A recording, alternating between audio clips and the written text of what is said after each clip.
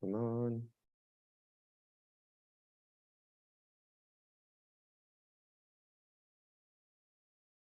Well, Sooner Nation, Thunder Nation, we are back. And let's just say this: Texas sucks.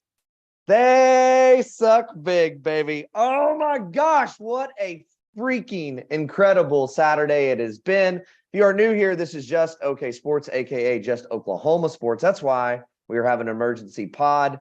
While we are all over the different places of the globe right now, we're in Arkansas, Oklahoma, and Florida, still coming together to get this thing kicked off and to talk about another classic there, boys. But first, just guys, how are you? I gave you some time to recover, take a nap. You good? I literally had to take a nap after that game. I was so exhausted. Like my phone, I was telling in the chat, my watch was going off and was like, "Are you working out right now?" It's like, "No, I'm just really stressed about a football game. That's all." So yeah, but I am on cloud nine still. I don't want this day to end. I'm just so happy. I was yelling. I yelled so much. My daughter has like sensory issues and she's like ran out of the room. I'm just so happy. I lost my voice a little bit. Yeah. Yeah, my neighbor texted me and she was like, "Are you okay?" Because like I was screaming so much on my TV, and like I got so loud at one point. Both my dogs, I felt bad. They're both like in the other room, like looking around the corner, like, "Bro, what's going on?" Like I was in it. I was worried as well because it's me and my son staying in an Airbnb in the middle of Arkansas, and we were losing our minds over here. And I was like, I don't really know what the security system is in this place, and if they're listening to us right now or, noticing that walls are shaking at different moments. I don't really know, but it's a little unhinged and out of control. So, yeah, just wild times, crazy stuff. So look, we're going to start this very awkward. And I know Troy's not going to like it. I already know this, but it's okay because it's the one thing, because it's at the start, that I can try to get in the flow. And Jared, you're going to go first. So here's one thing I don't like about rivalries. I don't like when a great game like that is played and the winner or the victors of said game try to pretend as though every single player on the other side, right, was just absolute trash, right? Like somebody throws for 400 yards and 4 touchdowns. They're like, "We told you your quarterback was trash." Like, this wasn't on the quarterback. Does that make sense what I'm getting at? So I want to give out participation trophies to some oh my players. God. I want to give out some participation trophies because I thought, look, it was a great game and they could have folded early. So Jared, who would you give a participation trophy to for the Red River game today to Texas? For Texas, is that what you're saying? Is that Yeah, my understanding this right? Why are we doing this? This is Daryl. You did not tee up this. Yeah. God. This is the dumbest thing you've ever done. I think I saw like apparently we're having to give awards to Texas and my brain just blocked it out. No. There's one answer. I'm going to take this over. There is one answer here. Quinn Ewers played his balls off after the first quarter. He was awesome, Yes. frankly. Yes. Jonathan Brooks was really good. There you go. There you go, dude. Like Xavier Worthy was all right. Adonis was all right. They both actually went over 100 yards on us. But like, I'm not doing this ish with you today, Daryl. I'm not talking about Texas first. I need more of these. Good. Dude, man. What like honestly, let me ask this. Let me do it a different way. I'm getting another one. 20. Okay, well, I'll wait for Troy to get back then.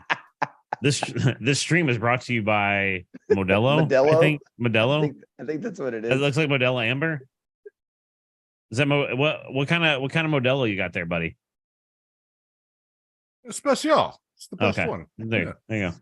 Well, yeah. Okay, let me ask this. Outside of the 2021 game, in recent memory, like how would you rank this one? Like probably third. Probably third. What's your number 2? The 4 overtime game. That's a good call. That is a good call. The two right there were unbelievable. Caleb Williams, the overtime game, even like we didn't win it, but when Kyler brought us back from like 3 or 4 score down, right, and Dicker hit that last second field goal, that was an unbelievable game. This is probably third, but it's maybe my favorite because of where we were last year. Yes. In the emotions and the Lincoln Riley douchebaggery and all that stuff. Okay, so here's a question for real, honest question. And I put this on Twitter, and I was very grateful that OU fans were on. Were you just trolling us? Were you literally just trolling us just now on the stupid participation trophy? Yeah, more or less. I do think that Quinn Ewers deserves he definitely bounced back and tried everything he could. Like, you got to say that towards Texas, like without question. But yeah, 19 in a row he hit. I just wanted to take you off because you haven't been on the pod in like a month. That's all. All right. So real question is, how many times and when did you think we had lost this game, Troy?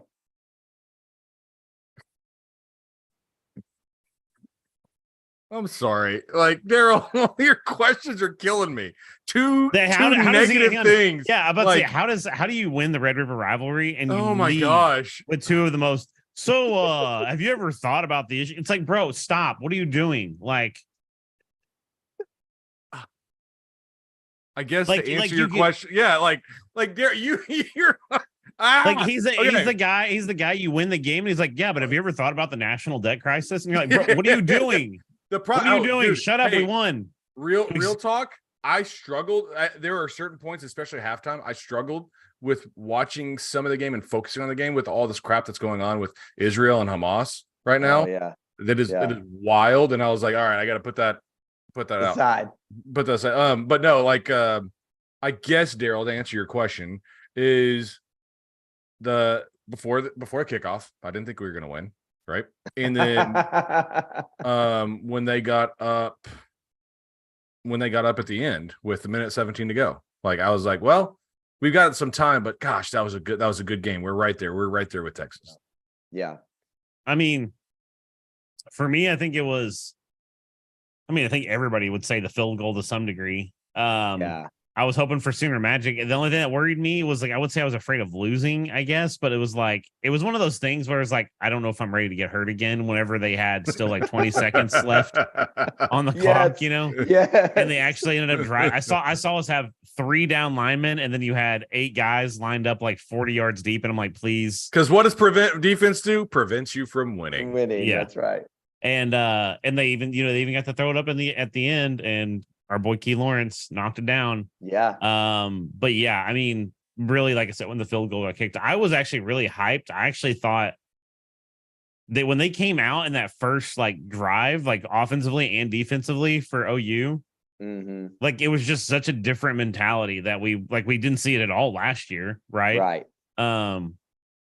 And you could just tell that they wanted it. You know what I mean? Like, they were hungry. They were angry. They were, you know what I mean? Like, it felt like a different vibe. So I didn't really feel until they got the field goal at the end of the game. Yeah, I was the same. I definitely didn't go into the game thinking we were going to win. And there were 2 times that were very similar. When we had the early 2 turnovers and we were only up 3 at the end of 1, I was like, man, this is not a game you only want to be up 3 when you've literally picked off a guy twice.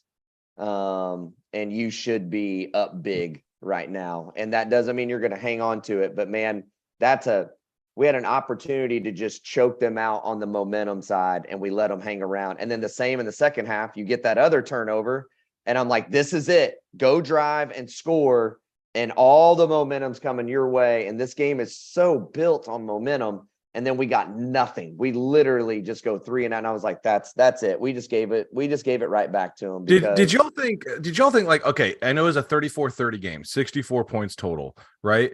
But I did feel like when we went up, what was it, 27-17 at the start of the second half, right? I was like, man, like 10 points in this game kind of feels not insurmountable, but like a huge hill to climb in this type of game. Even though there were a lot of points. Did you guys feel the same way when we went up 10? Probably so. Maybe a little bit, I guess. Crazy, I guess. Whatever. Well, you're friends with him, so that's true. That's very, very true. All right, so what shocked you the most from the OU side in the game? Like what did they do today that you just thought, nah, like there's no way we can do that, or this player can't do that? Like, I guess player or maybe outcome, if you will, for OU that really shocked you the most, Troy? All right. And the first thing that comes to my mind is the O-line. Is giving up, not giving up, but like only if we're talking trenches, right? Yeah. You look at this game, whoever plays better in the trenches typically wins this game. Combine that with whoever rushes the ball, trenches more, and who wins the turnover battle, right? And if you look at this game objectively, right, you'd be like, OU has the better trenches on both sides of the ball. They played better in the trenches on both sides of the ball today. And that is where the key of this game came to. And that's probably the biggest thing to me. We talked about this, Daryl, beforehand. It's like they're better in the trenches than we are. Yeah. And that's going to be a huge key. If we can hang with them in the trenches, like, okay, yes. Everybody was talking about best defensive line we'll see all game. Well, Daryl, you should take your victory lap. Take your victory lap, because Caden Green came in there and made one of the best interior defensive linemen in the entire country in Sweat a non-factor today. They gave up 1 sack. And then how many did our D-line get on Ewers? Five. Five with the 5, yeah. Yeah, five with multiple pressures and 3 turnovers. Yeah, no doubt. I mean, yeah, that is I don't even want to go negative. I'll just go full positive. Caden Green did what we thought he could do and what his recruiting profile said he should be able to do. So it's kind of been mind-boggling to me. It's taken this long to put the guy out there for a consistent amount of time. You know why? I mean? Like why today though? Why today? They needed that game. They needed that game, and Everett was just not holding up. And they finally put him in. And I think look, you might love Everett's effort. You might love that he knows every play inside and out. You might know that he's seen every blitz and every twist and all the stuff. At the end of the day, between Caden Green and between Everett, line up, head up with Swift, who can push who backwards. Green can push him. Whereas Everett, it's going to have to be a perfect foot snap, hands in the right spot, leverage just right. And even then, it's going to be like we talk about all the time with this line, just turning a body maybe a little bit one way or the other to create a crease. Caden Green buried him a couple times. I mean, even Josh McCuistion was talking about it. He goes, I hope everyone just saw that Caden Green literally just bullied Swift off the ball. Well, and like I said, I said this Sweat. Sorry. So I keep saying Swift. Sorry. And I said this when we were getting ready. I said, when he came in the game, it was like the mentality of the whole offensive line changed. Like I said, it was like 2 or 3 plays after he came in, Guyton took his dude to the freaking bench. Like, you know what I mean? Like, it was just a different mentality that we haven't even seen that this year, really. So yeah, I mean, I guess to go off, I'm going to go the other side of the ball, the other side of the trenches. A dude that I think I just want to highlight him because I know he's gotten a lot of hate. Ethan Downs, like he had a hell of a game. And honestly, like really, especially in the second half of the game, I mean, he was good throughout, but the second half, he was lighting it up. Just incredible motor. And then that play where he flexed on Ewers is like, will be, I'm going to like get that, like a mural painted on my house or something. And hey, by the way, on that play, we talked about this a little bit before. Bothroyd deserves some kind of game ball for pulling Ethan back before the ref could flag him right there, because that's a great stop, great sack. He does that for a half second longer, and it's going to be a taunting call and an automatic first down. Like that was That was one of the saves of the game was Bothroyd just manhandling him. Nope, you're coming over here, youngin. Let's go. Yeah. I Y'all- mean, Sorry. I'm watching this video on Twitter real quick. Jaden Jackson posted a video of him and David Stone literally going absolutely nuts after the game. No way. Absolutely nuts for OU after the game. no, dude. Didn't you hear him? David Stone's on Flip Watched on Mizzou, bro. Yeah, he's going. Yeah, I haven't heard that. Yeah. Did you see Danny Okoye did the same thing? No, He posted a video of him like throwing his back door open and just running around his backyard, like just going out of his mind. Like it was. Sorry, I didn't mean. Sorry, I interrupted you, Jared. No. No, honestly though, it's hard. It's like hard to pick a standout today. Because like I said, you could literally like Dylan played really well. I even think like Tawi played really well, as much as he didn't get his yards per carry isn't way up there. Farouk played well. Oh man, Anthony played well. You know what? Stogner. Okay, I'm gonna give another one real quick. Stogner actually played really, really well. And it's hilarious. You highlighted this to us in our group chat, and I noticed it too. Stogner pulled the DB off of Nick Anderson on the touchdown at the end of the game. Yep. They were respecting him that much. What was annoying to me, this is one thing I do want to say, because we're in our Discord, everybody was like, how did Stogner not catch? There was a little he did like a little flare out route to the sideline, and DG got some pressure and he threw it at he threw it really, really hard. Yeah. And Stogner was just barely out of his break, so he didn't get time to get his head turned. He was like, they weren't going to get that first down anyways. It was underneath the sticks. Yeah. And I was like, he was literally like not even a step out of his break when that ball was like in his face. No. Like you can't hold that on Stog. So they ran a play with Stogner earlier in the game. The kind of like the tight end screen a little bit that they hadn't ran all year, and I think went for a first down. And I was like, oh, that was a nice little wrinkle. Hadn't seen that yet. No, and they haven't used Stogner like that all year. I think the only complaint I had at all with Stogner, I was not happy at first when he was on the game, but then when I saw some of the little pocket passes, the screen, the way they utilized him was good, and they haven't done that all year. So that was fine. The one I didn't like is that throw you're talking about, Jared. Like, why are you putting Stogner in the position of a quick out route and trying to throw it to him? Of all the people that you could set that play up with, because they kept showing it all day. Whoever had the slot receiver was giving them like a 9-yard cushion. And that's why it's the same play they ran to Stoops on the other side that Stoops dropped. That was not as good of a throw. More to he was a half a tick DJ. late. Well, yes. I do want to say though, because like it's I don't know, it was a weird, like I said, there were some weird things like that. Like there was a play where we're on like the goal line. When I think it was the one where Tawi finally like on third down like scored the touchdown or something. I can't remember what down it was, but like Gavin Freeman's out there, and I'm like, no offense to Gavin Freeman, but dude, you're like 5'10", like at best, like standing on a freaking crate. Like, let's put somebody else out there that can actually block somebody. You know what I mean? Because he was just getting demolished by anybody else on the other sideline, on the other side. So I was like, why is he even in this package? Right. And that's the thing. Sometimes it's like in that tempo mindset, it's like Levy doesn't really remember who's on the field sometimes, right? Because you call that out route play, and yes, it's there, but did you realize that you just set that up for a guy that's not really moving? Like he's like, even the screen pass you're talking about, Troy, he had green grass for days. And by the time he got his momentum going, he was already, now he carried him for 2 yards, but I mean, you give that ball to anybody else and it's going for 15, 20 yards. And instead it goes for 11, right? Those kinds of things. So yeah, that was interesting. My other shocker of the day, and I don't really know who to give this to except to everybody, but kind of a shocker moment.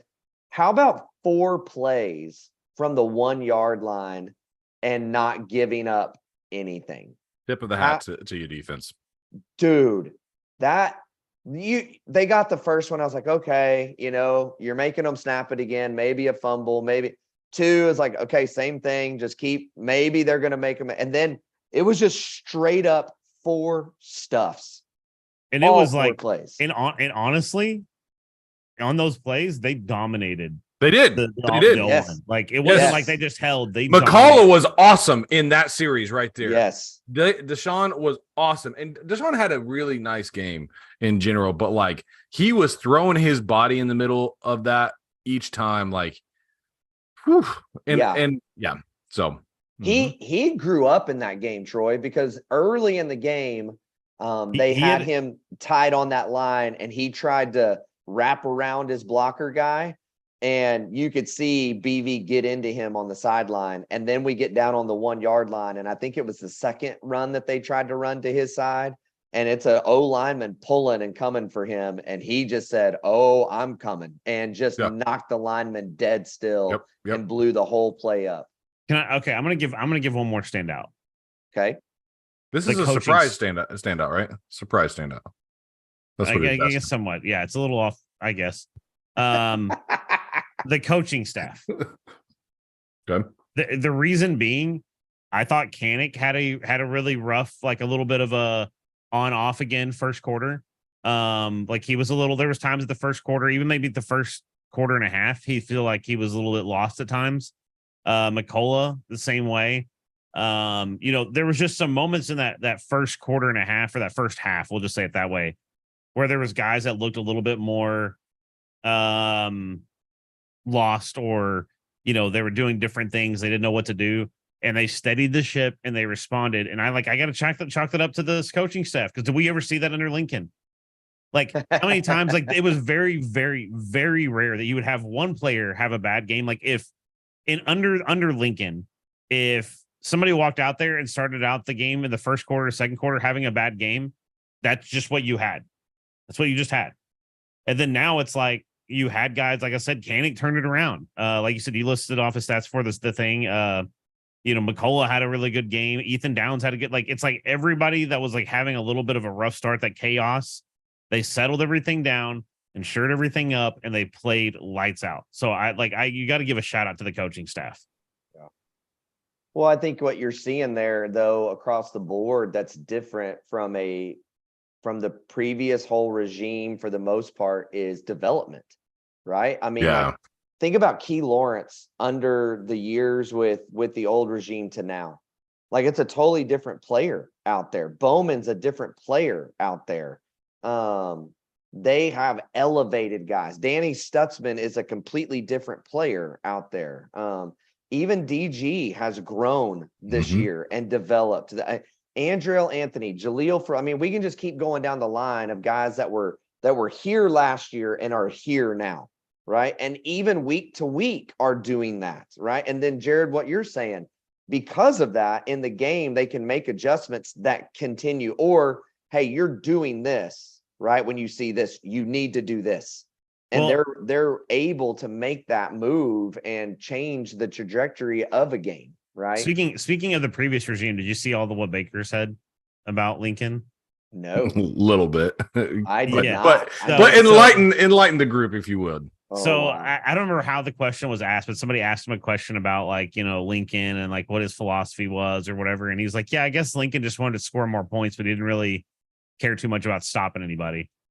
Like, I mean, he kind of he didn't outright throw shade at Lincoln, but it was very much he threw shade at Lincoln. You know what I mean? Like, it's like he didn't want it's Lincoln had his philosophy. I mean, he kind of called it out. I don't remember what the quote is. I'd have to find it, but he didn't give him a free pass by any stretch. He did really well. It was on the McAfee show. That's what it was. Sorry. Yeah, he's really good at that kind of stuff. Like he's not like a humdrum. He's got some personality. He's transparent. He says some things that might be a little off the beaten path, but he was really good. I do want to bring up a stat. Can we talk about just the game in general now, Daryl? Yes. Talk about go. Okay. I'm done with even trying to do a flow with you. All right, thank you. I have to point this. I brought this up to you guys beforehand.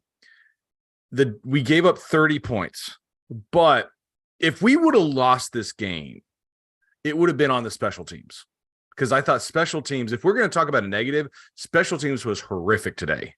Really bad. Farouk was the only good spot in the special teams from like the kick return perspective. I thought he was nice. But the defense only gave up 2 offensive touchdowns the entire game. That's it.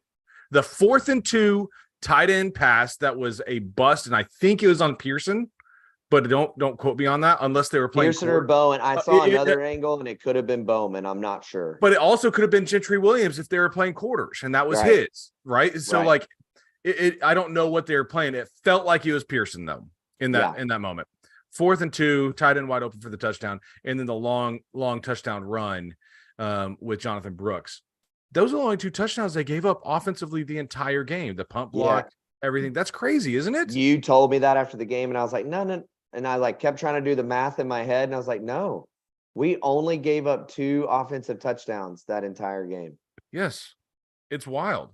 Which, you know, the more that you start to think about it, one of the numbers that started going out there in the analytics side of things with this game was that OU's defense in the red zone is very strong, and Texas's offense in the red zone is very mid. Yeah. By the numbers, it's very mid. So to hold them to field goals is not surprising, but how about this? How many like big, I'm talking 30, 40-yard chunk plays that they actually have in this game? Maybe 2 or 3? That's it? Maybe. The Brooks run, I know, was that was in that. They had Worthy had he had a long catch, and so did I forget Adonis. Whittington? I can't remember if it was Whittington. I was trying to say I can't remember. I don't remember which one it was. I don't even know the receivers, dude. I don't know. Yeah, Worthy. Okay, who the Farouk are they? There's only two. There, Jonathan Brooks had the 31-yard touchdown run. Okay. And Xavier Worthy had a 39-yard catch across the over the middle, right? Which is crazy. Everything else was like there's 25, 28, but that was the only 2 over 30.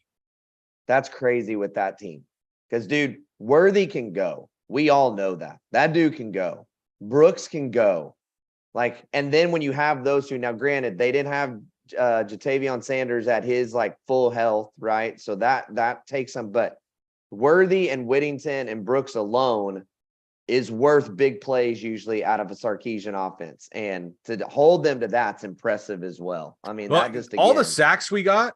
And this goes back to the defense we're talking about. Most of them were coverage sacks. They weren't like getting in there immediately and he's down. Ewers didn't know what to do with the ball. Yeah. He couldn't throw the ball. And by the way, that first interception on like the 3rd play of the game, or the 2nd play of the game, gosh.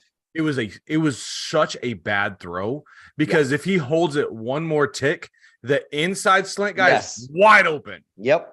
Wide open. Like it was such a bad read on his part. And then Bowman had such a good play at the goal line there with the RPO, right? Yes. So he just Texas did find something with the RPO, and that's something that scares me next time because our backers Jaron and Danny were coming downhill so hard on the RPO that tight end slip was there all game. Once Sark found it, man, he kept going to the well on that. Yeah, he did. There's no doubt. And that's the thing, man. Like that's everything that makes this game fun is. Look, I still believe that Lincoln Riley is the best play caller in college football, but Sarkisian he's very good. 2 or 3 on that list. That dude knows how to develop a game plan and score points without a doubt. And some of it was stuff that was work. I mean, look, the interception on Sanders, the plays there, Bowman just separates the ball from him. Yep. Quinn Ewers on I think it was a QB draw when he fumbles. Running Bowman, down. Bowman does it again, and Bowman is right there. It's Bowen. It was Bowen. It was Peyton Bowen. It was Peyton Bowen. Yeah, it was Bowen. Yes, it was Peyton Bowen that ejected. So that actually is a great segue because I'm just going to go ahead and say him right now and see who else y'all say. Who on this team today just continued to build the thought in your mind that they are a superstar? And Peyton Bowen is my number 1. And then I have a very close, like 1A to 2, whatever you want to call it. But who showed themselves to be growing into a superstar on this team today, Jared? Oh, I'm glad I get to go first. I'll go 2. Caden Green. I mean, I guess I'll go cheap pick. That's a cool. I hadn't even thought about that. Like I said, he came in and looked like a totally different different line. Like it just like the game changed. So if he can do that consistently, man, he's going to be a beast. And then I guess my other one, I'm going to go. Okay, I'll give you somebody off the beaten track just because I liked what I saw, even though I don't think I think they only had like one catch. Jaden Gibson. Because Jaden Gibson was actually wide open a few times. And I just think like him, I don't want to pick Nick Anderson because that's another cheap pick. No, he didn't have a catch. Jaden Gibson didn't. Okay. No, I know he had did one not. that he got thrown his way. But that's the thing. I think it's okay for it to be cheap because we're not talking about just good players. We're talking about guys that are legitimately like becoming legit dudes. Okay, I'm well talking, then Nick Anderson. I mean, Nick Anderson is Yeah. clutch. I mean, like that's the thing is like even like everybody's like he's wide open. I'm like, I get that, but you understand like the amount of pressure, a hostile environment. I think that was into the Texas side of the stadium. No, it was OU. It was OU. Okay. It was OU's. Either way, it's like it's the biggest moment of the game. Easily could have bobbled that. What a wonderful play call by Levy on that. Mhm. Knowing what they're lined up in and bringing that motion in and making them force them like it's an easy read on DG's part because he has either or because of the way they're lined up. Either or. For me, I'm gonna take the easy pick because a superstar is gonna be in New York. Oh Lord, Jared, let's like you and I'm not hating. I'm not hating. No, you are hating. No, y'all both have been hating on DG for a year and a half now. Okay, and so if we win out, which now the expectation is we will win out. That's the expectation now. Yeah. Let's call it how it is. Yes. The expectation has now shifted. We are a top 5 team in the country. And we should win out. If we win the Big 12 championship game against Texas or not, no idea. Right. But right now, all expectations have shifted to really high, to playoff possible. Right. Yes. So if that's the case, and DG continues to do what he's doing, because we have no reason to believe that we're not going to see any more defenses like we saw against like Texas now. We're not going to see anybody else. And so he should have Heisman numbers. He got his Heisman moment. Yep. He's going to New York, y'all. He's going to New York. Hang on. I just want to give an update real quick because I'm watching the Notre Dame game. Yeah, give me an update. 24-13, Louisville. Oh, dude. Thanks for playing Notre Dame. Which, by the way, college football, can we just say, we've said this college football is crazy this year. I love it. It's crazy this year. It has been so Wyoming's exciting. up 24-10 on Fresno. Wyoming's a pretty good team. Wow. No, so hang on. So I do want to go back to what we were talking about because Arkansas is up 20-17 in the 4th on Ole Miss. Wow. They were down. It was like 17-3 or something. I thought earlier when I saw. Look, I don't disagree with you that DG should be in the conversation. I just don't see a way that he wins it. I think. Oh no, he's not going to win it. Caleb Williams. That's the only thing I would say. No. I said he's going to be in New York. Yeah. Yeah. No, I agree with that. I mean, if he plays like he has and all that, it's like. But honestly, it's like here. Oh man, this is going to be terrible. I shouldn't even say this after that game. Right now, it's like I would even probably say Quinn Ewers would finish ahead of him if Quinn Ewers keeps playing like he has been. Like if he puts up stats like he did today, that's fine if he does.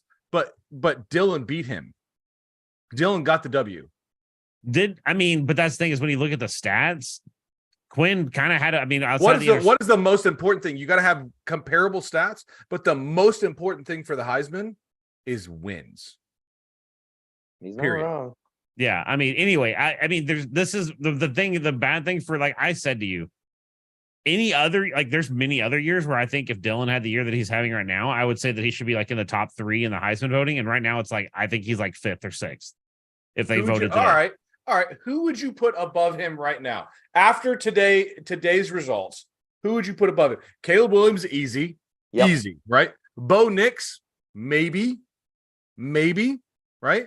Yep. Who else you putting above? Penix. You can't. All right, I'll give you Penix. Yeah, I'll give you Penix. I would say Penix. I would probably say it just slipped my mind. If you say Jaden Daniels, I'm going to kick you off this podcast right now.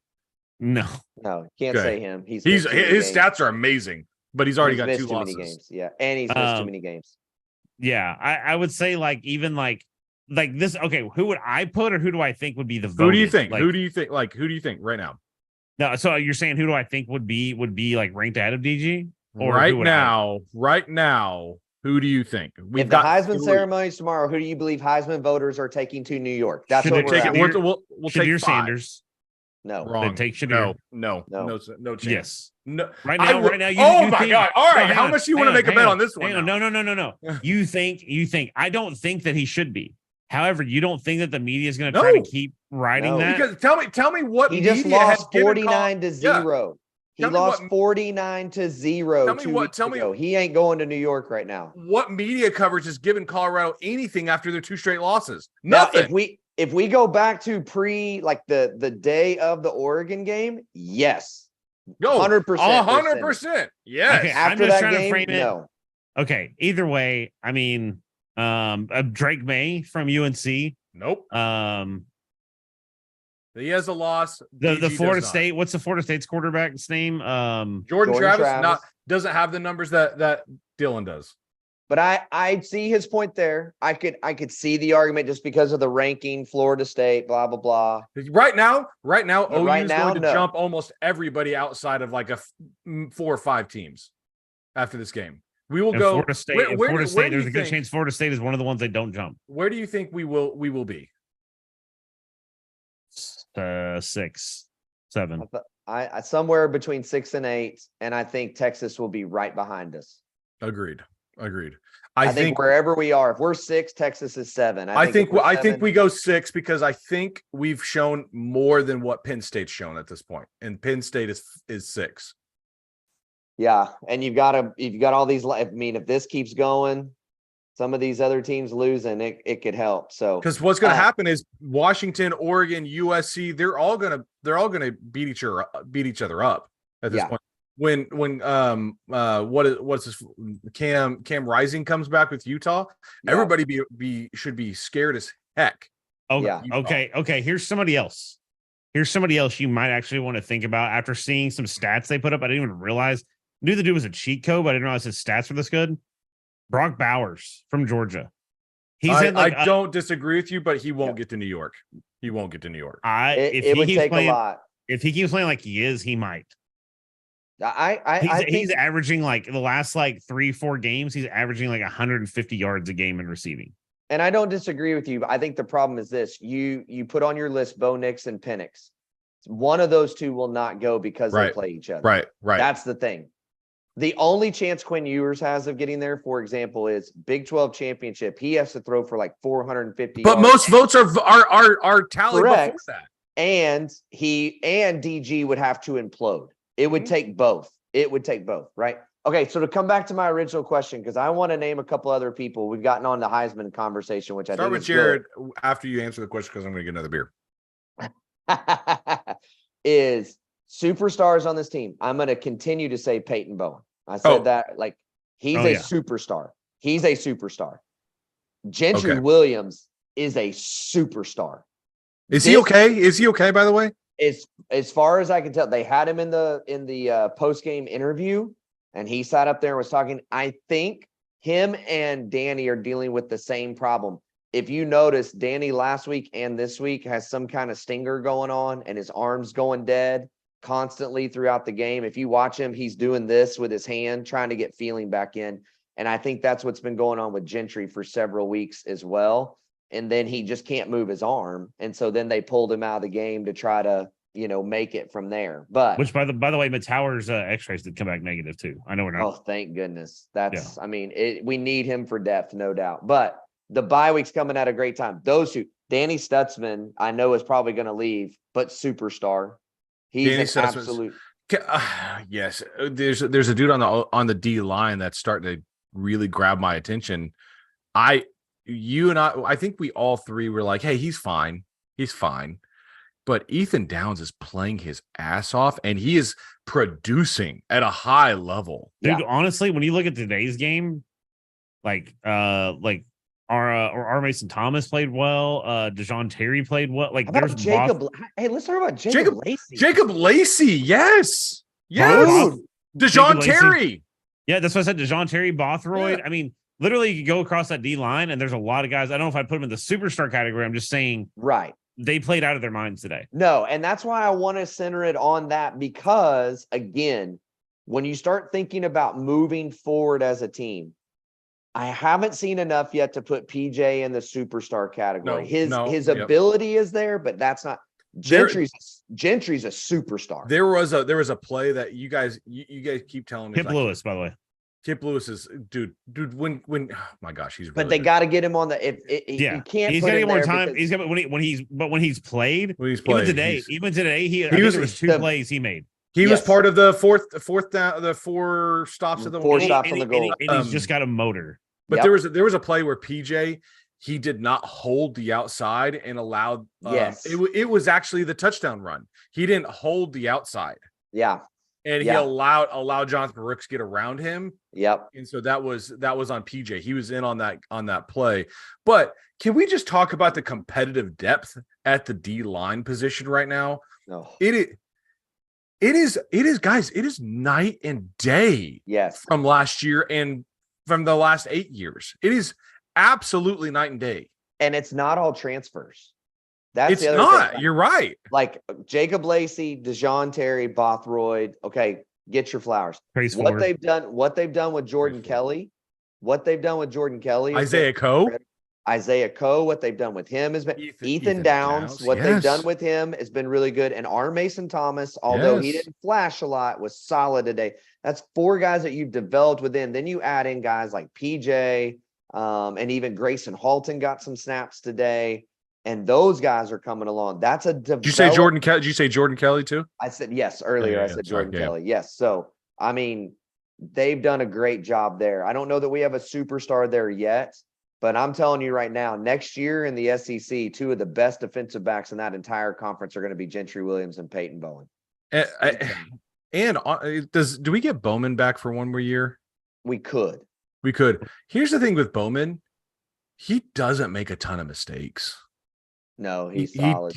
He is so solid. Like, he made that pop, and that pop was so good at the goal line. He was shoulder right into the ball. Like, it was so good. I trust the dude on the field, and he's got really good athleticism still. Like, I really like watching him. Woody Washington, he's also solid on the other side. He doesn't get tested a whole lot. But he's also today, got his head turned around. Can we talk about Farouk for a minute? Can we talk about Farouk for a second? Because dude has only 5 catches for 130. His longest went for 43. Didn't get a touchdown, but dude, they were playing off of him all game, and he would take the comeback at 8 to 10 yards, and they could not catch him when he'd make a turn right back. No. They're on his back. And he's crazy. Dude, Farouk, and even in the running game. Yes, you're right. Okay. Yeah, I mean, okay. Sorry, go ahead, Jared. I'm sorry. I've got a thought. I've got it anchored. I won't forget it. Go ahead. No, go ahead. But you're old, so go ahead. What the crap was the deal with the forward pass? I mean, they're technically right. They're technically right. Okay, hang on. Time out. Yes. Time out. I want to ask this because this one stuck with me. This one annoyed me so much, probably because of that. Because I do agree, it was forward pass. So I'm not really mad. I'm not really mad about that. But the fact that Quinn Ewers threw the ball 2.5 yards past the line of scrimmage. Yes, and they didn't call it. 30. They had 30 seconds to review. They didn't rush, nothing, and they didn't even review it. And I was like, his whole body. Yes. It's just the ball. Where he leaves the ball has to be a Hey, dude, Big 12 update. Big 12 update. Iowa State's up on TCU 24-7. Holy cow. What did Iowa State going an offense? On? I don't know. Happening? 24-7. And we'll go ahead. Michigan, by the way, this isn't a Big 12 update, but we were talking earlier about Michigan not really playing Minnesota the way they should. Well, it's 52-10 now. So yeah, it's 52-10. And to go back to one of your first questions, Daryl, what was the most surprising, like one of the most surprising things you saw today, or whatever you want to do? Yeah. I would say we outrushed as a team Texas. Maybe the most surprising thing of the entire game. That's a great point, Troy. Maybe and I know it wasn't from the running back position. Levy should get some credit on making the running game effective, right? Yeah. Regardless of who has the ball, he made it effective. And so one of the most surprising things of the entire game, because Jonathan Brooks, you want to talk about dudes? He's a dude. Yeah. Jonathan Brooks is a dude. He is a dude. He is a dude. They did well there. But like the reason I wanted to come back to that stupid lateral play is if we took frame by frame slow motion, how many option pitches have been forward passes? That's why it makes me mad. I know. That's why when you're going to stop and show a guy, literally he's running forward and he throws it this way. Like, I'm sorry, at that point, it's a backwards lateral. I don't care what the momentum does, because now all option game's over. Mm-hmm. Because if you're running full tilt and you pitch a ball and the momentum carries that ball forward, we're saying it's a forward pass. Like, how many times? I mean, like I said, I don't disagree with you. I mean, I thought it was. Here's the thing. I didn't really think. I guess in a way they let them play. I didn't really think there was a lot of plays that a lot of the calls felt like they went Texas's way more than we got any go our way. But what was weird was not that a lot went their way. It was, again, like the Farouk catch, or not the Andrew Anthony catch. Like what caused them to even need to review that? The one on the sideline. Because the first quarter was like we all went through like a marathon. It was I texted them. I texted I messaged in our Discord group. The first quarter was like an hour and 15 minutes long or something wild. Yes. And it felt like we had just gone through like hell. Like I was like Daryl, like you texted, like at the end of it, I was like, I'm exhausted. Yeah. And I was like, yeah, I like anything you could think of happened in the first quarter happened. Yeah. It was wild. Oh, one other thing I want to put out there. Quinn Ewers is sneaky athletic. He's got speed. He is athletic. He burned Bama with his legs. He burned Kansas with his legs, right? He didn't do jack crap with his legs against us. Nothing. No. His longest run was 6 yards. Yeah. Yeah. Yeah. I mean, they did a great job bottling him up. There's no doubt. Look, I mean, this is the things that we, like I said, the mentality was back. Here's a little thing. Like, this is an outside almost of the game itself. The chippiness, like the amount of guys getting in each other's face. Like, I miss this so much. Oh, I know. Of like where this game. Well, because you think about it, it's like the game hasn't really, in a sense, hasn't mattered. I shouldn't say it doesn't matter. It doesn't matter in the same way. It hasn't in 15 years, something like that. 2009. It's the first time in 11 years. That we, or 12 years, sorry. 2011. First time in 12 years, the last time we were both 5-0 going into the game. Well, and I think most of the years in there, Texas had 2 or more losses already. Yeah. And I was gonna say, and the thing is it's like it cranks it up, because like everything we heard all the national media, we heard all the talking heads for each team, like, you know what I mean? Like, the amount, for one, the national media was like, oh, Texas is going to win. Like, all the pickers on the game day were like, yeah, Texas is going to win. Yep. You know, like I heard very few people say that, oh, you even had a chance. It was insane. You got Barstool guys saying that we were the biggest frauds in college football. You got Feinbaum going on his show saying it's not even close in the talent side of things, you know. And what's cool, here's the other thing I love about it. When both teams are good, it forces the fan bases to hate each other with respect. And that's when it's at its best. You know, it feels like when it gets way out of kilter, that's when you get all your super loud, crazy people coming out and talking about how Texas is going to be the next Nebraska, which is never going to happen, or OU is going to be the next Nebraska, which is never going to happen. Like, you get all that crap getting thrown out there too. And this was fun today. Like you said, Jared, we were talking about beforehand, that shot of Farouk standing down there with all the Texas team just running by him pregame and him just going, yeah, I'm right here and I'm not moving. Like, that's what OU I Texas told him it was like I told Daryl it was like very Dark Knight vibes. Like it looked like it was just somebody needs to edit that. But yeah, I mean, the fact that it means so much again, just like this was the first game in so long that like my nervousness, my excitement, like everything was dialed up so much more. And you could see that in the players. Oh, you could see I was sweating 2 hours beforehand. When I saw the scene setter, as soon as I woke up this morning,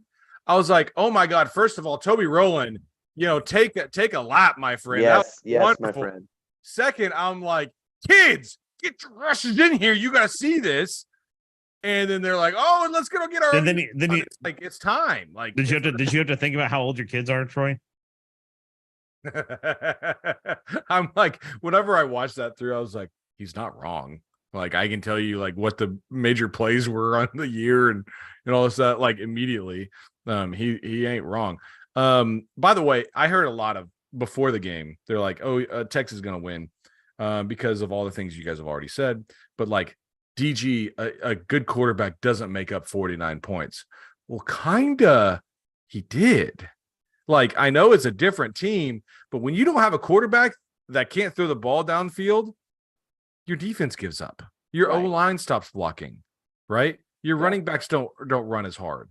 So yeah, like it kind of does change everything. Well, I still think I even still argue that last year you still had a culture problem too.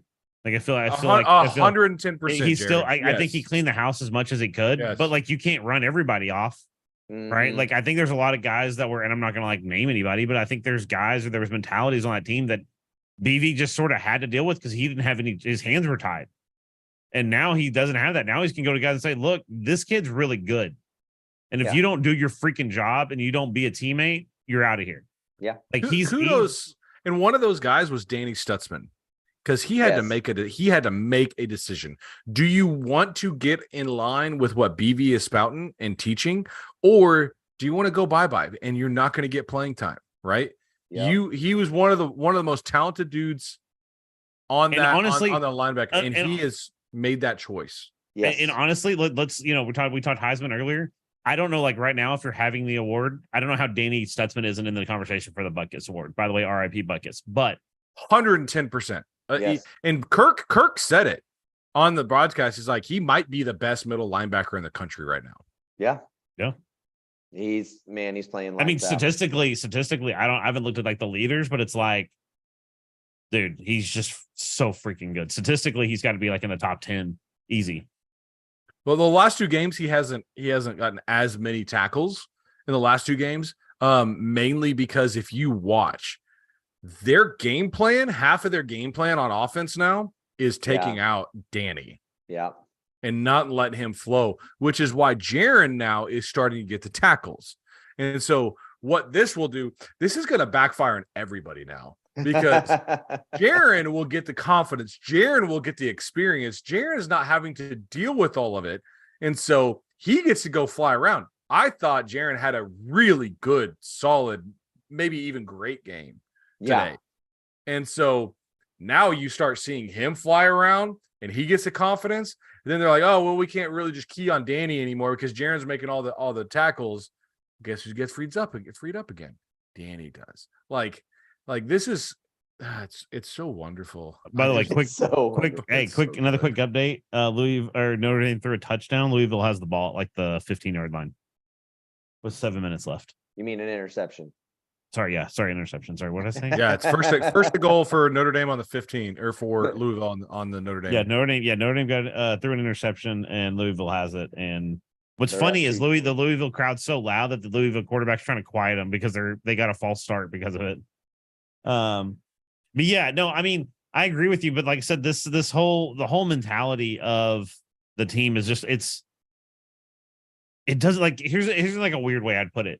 There's a bunch of star players, but nobody stands out as the star player. Does that make sense? Like, it was like when Caleb was here, right? Like Caleb was here and it's like, you knew Caleb was the best dude on the field every game. Right. And it's like now it's like I'm not saying it's not dog against DG, but it's like DG sometimes isn't. Sometimes Farouk is. Sometimes Tawi is. You know what I mean? Like it's everybody is just so bought in that you don't circle that one guy because it's like everybody's had that moment where they've stepped up and it's just been that different mentality. What does that remind you of? Go back 23 years ago. Okay. And I'm not saying we're going to win the national championship. That's not where I'm going with this.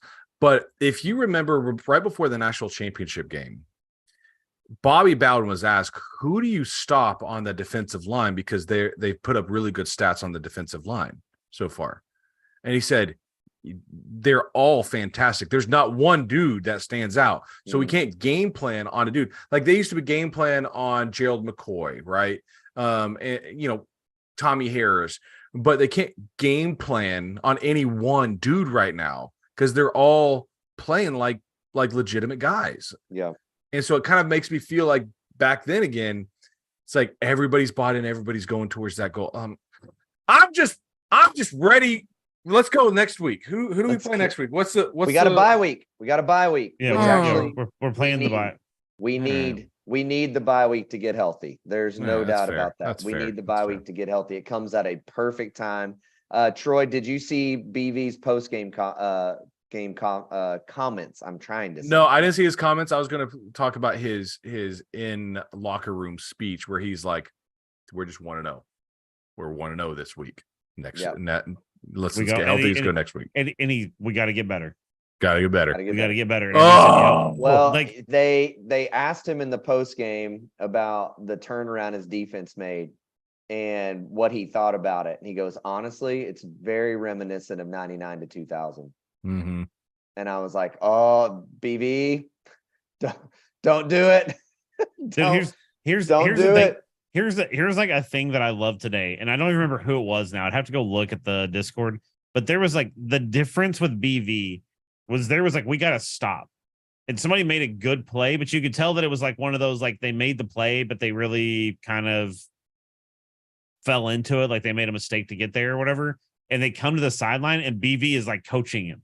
And it was the interception. It was Bowman's hit on Sanders where he was going, you got away with it, but you went high and you need to go lower because he was afraid he was going to get a targeting call. It was that one too, but there was another one where he was like, it was a stop. It wasn't a turnover, I think, but he's coaching him like, hey, like you need to, like you should have done this. You should have been like, he's such a detailed guy. And to see him coaching guys, like BV's not that guy. It's going to be like, well, you got the results. So whatever. Like he's going to keep chasing that perfection. And I freaking love it. It is fantastic. And it's why the team's improving. That's why it's a developmental program now, is because of all that. So, oh man. All right. Anything else, Troy? Yes, I have another thing. Yes. Okay. ESPN came out with their, I'm switching gears real quick. Keep doubting the state of Oklahoma. This is all I love it when this happens.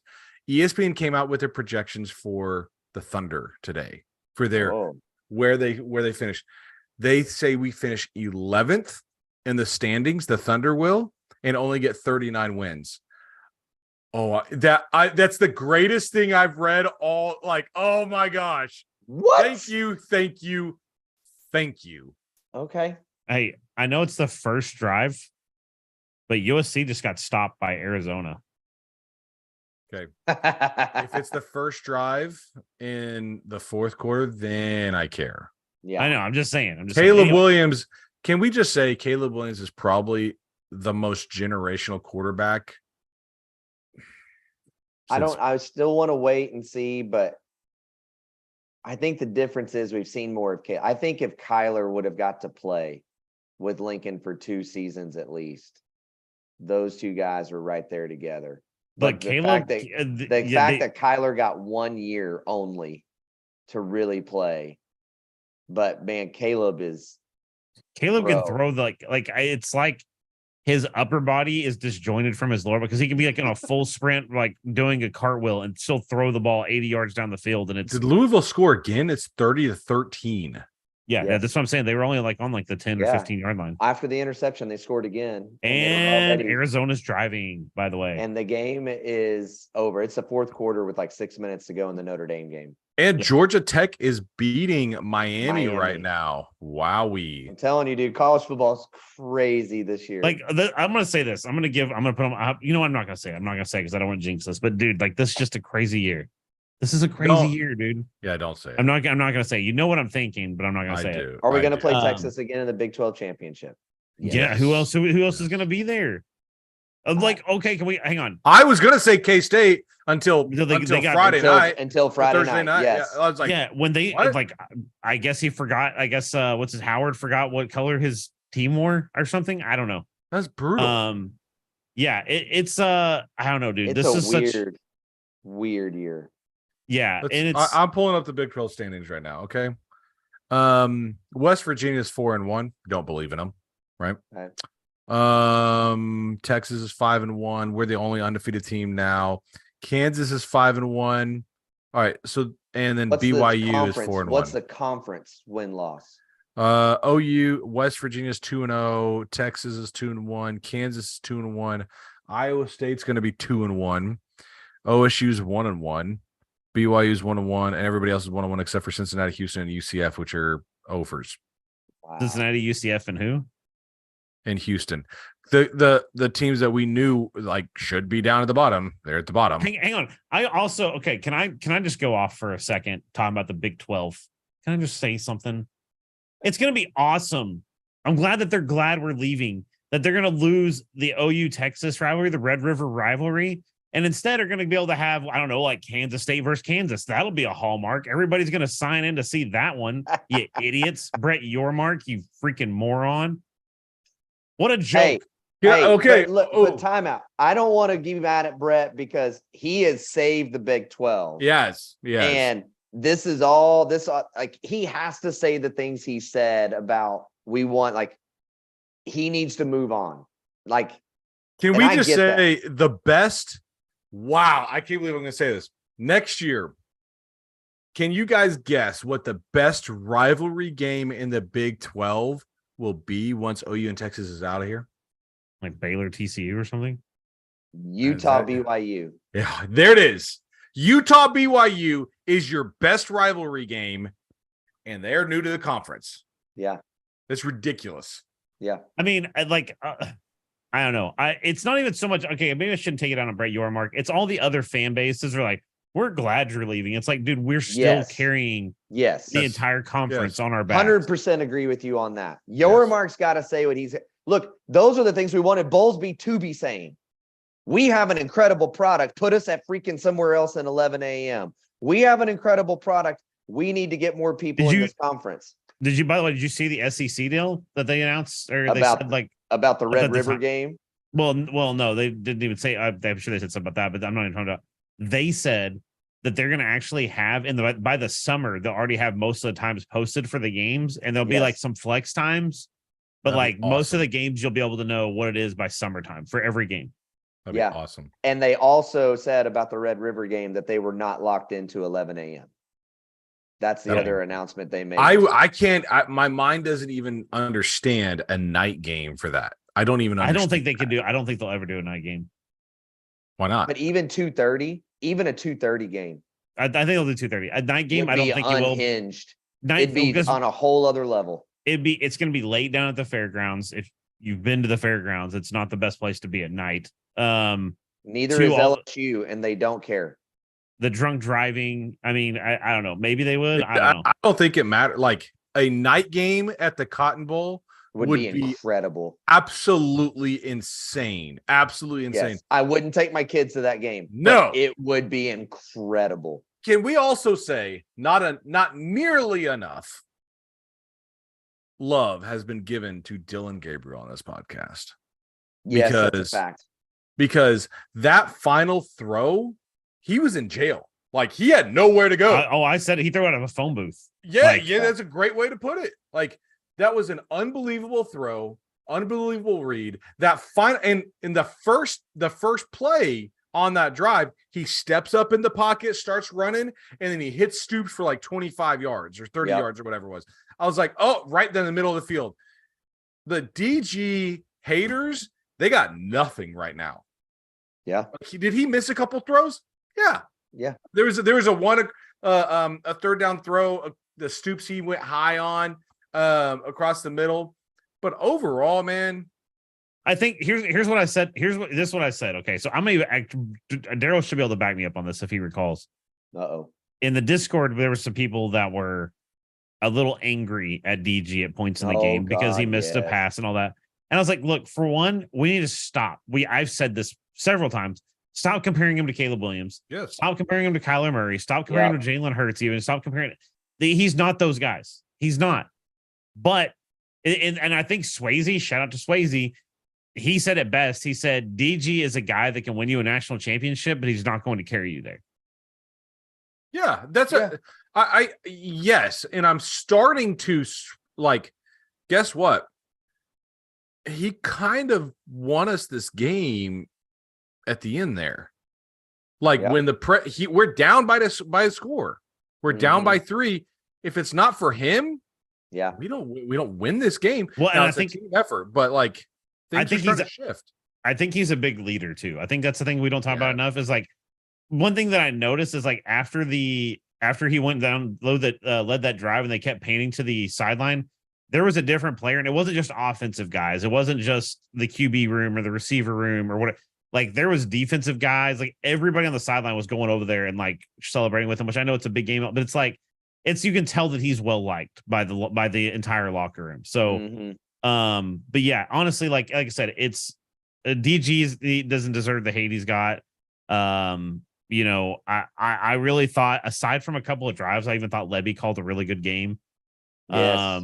Like I said, there's still some things I think he needs to like figure out a little bit. So I'm not going to like give him a perfect grade, but like overall, like I can't say that he put us in the best position he could to win the game. So one other shout out, Baker Mayfield. He actually called on game day Louisville beating Notre Dame. He was the one person on the pick'ems that picked Louisville over Notre Dame. Yes, he did. Louisville's driving right now. Yeah. 3 minutes to go in the fourth quarter too. They're trying to get a first down, and if they do, that's pretty much going to be the game. Miami just tied it up, I believe.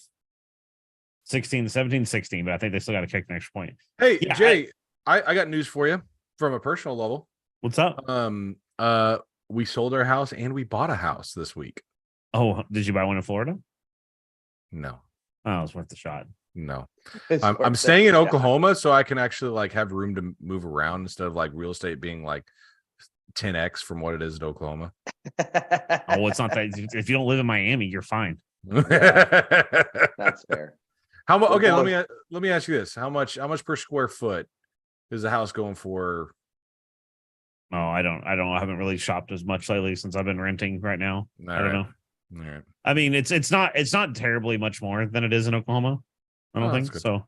Not like California or the Bay Area or something like that. Yeah, no. Or Austin. Maybe the price dropped a little bit. Anyways, yeah, I mean, look, at the end of the day, just to wrap up my thoughts on this on the OU Texas game, like I said, I'm on cloud 9. Really well called game. Everybody gave a ton of effort. Like I said, I have so few things that I could really complain about, to be honest. Like I feel like, I mean, outside of special teams, the special teams definitely need to have a little bit of a meeting, but yeah. And then also the like I said, the Texas fans getting receipts dropped all over Twitter. My Twitter feed is nothing but I hit the algorithm where it's nothing but Texas fans getting roasted. And I'm so here for it. The fact that like every other, like what's funny is I was telling Daryl this earlier. I've had people like tell me like that are fan bases. Like I had a buddy of mine that's an Auburn fan was like, "Hey dude, I'm so glad y'all beat Texas."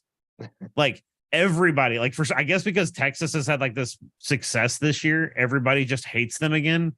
And so everybody has been like, that doesn't even care about OU has been like, "Hey, glad you won." Like, and it's not even like out of a friendly. They're like, "We wanted you to beat Texas." So we got a horns down today in Arkansas walking around. We got a Boomer Sooner. We got a Texas Sucks. It was great. Good. We yelled at several golfers from the car, Boomer, really loud. Yeah. So that was fun. It was a great day. Such a good day. Speaking of entertainment, which we're not at all, either of you watch Ahsoka? that is what me and my son are getting ready to start as soon as we get done with this podcast. Not a big fan. Anyways, I'm gonna go see The Creator, I think, tomorrow. I don't want to rewind that. Are you not a fan of the Ahsoka or Star Wars or both? Ahsoka. Did you watch Rebels or Clone Wars? Not all of it, no. Y'all have actually had this conversation already before. I don't care. We're having it again. Okay. All right. I'm gonna leave I that still gotta there. I still gotta get caught up on Welcome to Earth. By the way, actually, real quick, another entertainment news. Y'all need to watch the Beckham. I actually watched the Beckham. I heard it's good. document. It's really, really good, actually. I heard it's like, good. His Loki- story is like way, way wilder than you think it is. Loki season 2, episode 1 was really fun, by the way. Was really good. I'm ready to get back into that real bad, but I have not watched it yet. So I could not be more disappointed with you, Jared. I could not be more disappointed with you. No, well, and also the boys. I think the boys. They said they're gonna it's the new show V or Gen V. Gen V. It came out. I've only watched like the first 2 episodes. It's been good so far.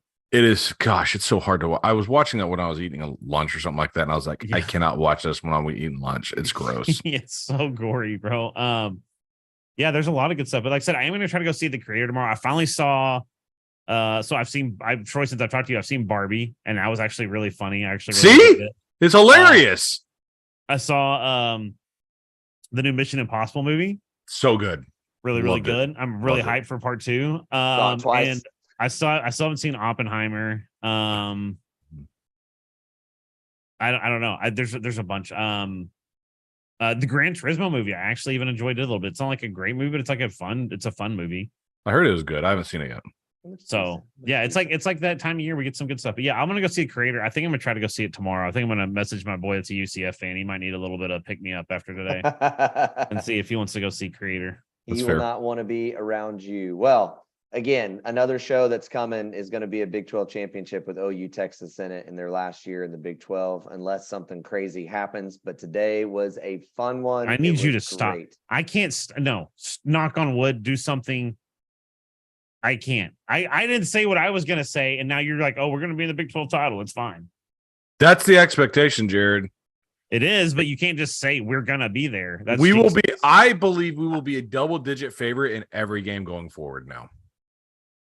I can believe that too. And I just hope, again, I'm hoping neither side implodes. That if they continue to do what they're doing, there's no reason they shouldn't meet up with each other in that game. And I hope they're both healthy, full go, because I think those two teams are very evenly matched. That's the one thing I'll say. Texas. Although, can we just say how much delight we would all have if they just imploded from here on out?